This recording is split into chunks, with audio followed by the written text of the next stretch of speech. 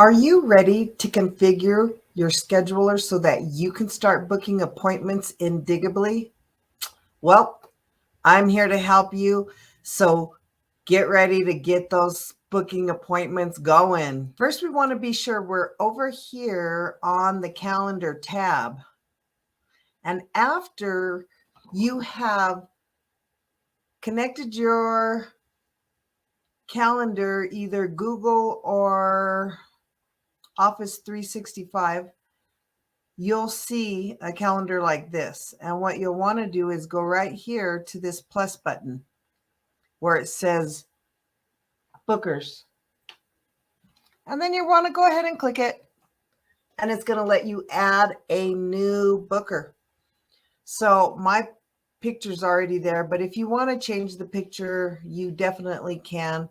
So I am going to configure this to the Digably, and I will change the name to 30-minute Digably. And you could add as much or as little as you want. Under here is where you put the description.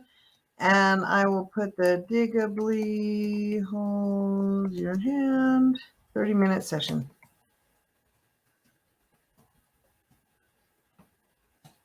And you could choose any color on the palette. So I am going to go ahead and match it with Digably because that for me will be an indicator. And I don't know, I guess that'll be kind of close. So I'm going to go ahead and pick that color. Now you want to be sure to connect it to your domain. So I'm going to connect it to TradeTalk.net, and I am going to change the back half to 30 min Digably.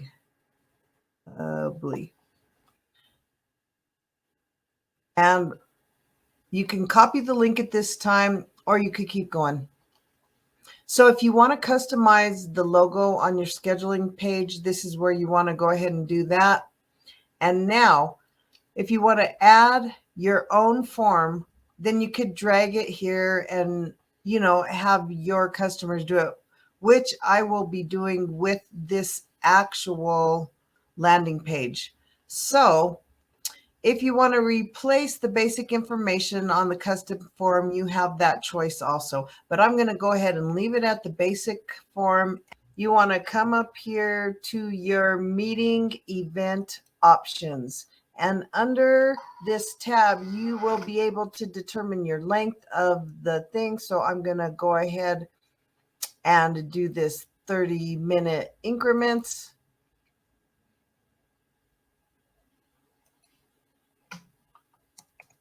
And I'm going to put a Digably. And you could add more information here, but I pretty much am keeping it generic because I already know, they know this is what we're going to be doing. And I'm going to get rid of the 60 minutes and I'm getting rid of the 30 minutes. But for my other instance, I will keep the 60-minute and the 30-minute.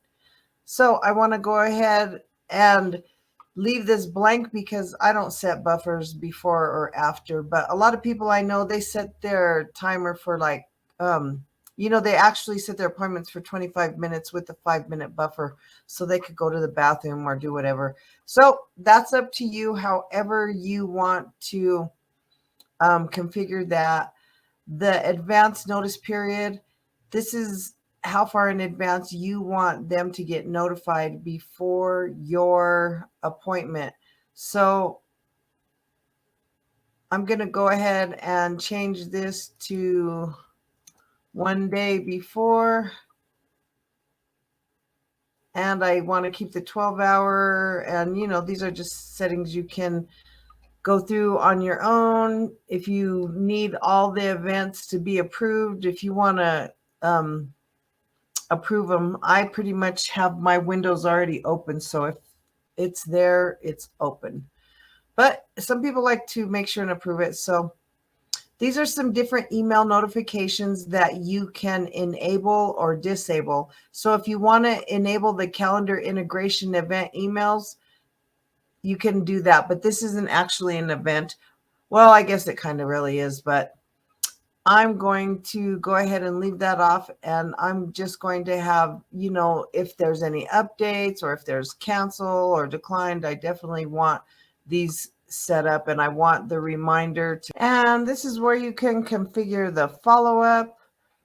You go ahead and, do the same. You do the minutes, hours, time. You go ahead and come over here and put in the time.